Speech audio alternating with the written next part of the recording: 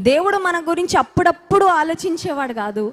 దేవుడు మనల్ని అప్పుడప్పుడు జ్ఞాపకం చేసుకునేవాడు కాదు. కానీ ఆయన మనసులో మనం ఎప్పుడూ మెదలాడుతూనే కదలాడుతూనే ఉంటాం. హల్లెలూయా.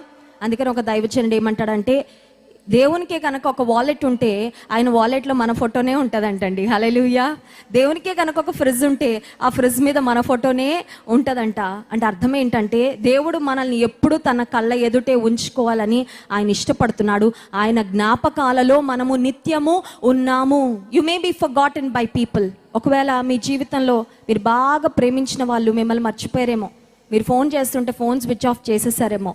ఒకవేళ మీరు వారి ఇంటికి వెళ్ళినా కూడా ముఖం చాటేశారేమో. ఏ కారణాల బట్టి అయినా అయిండొచ్చు.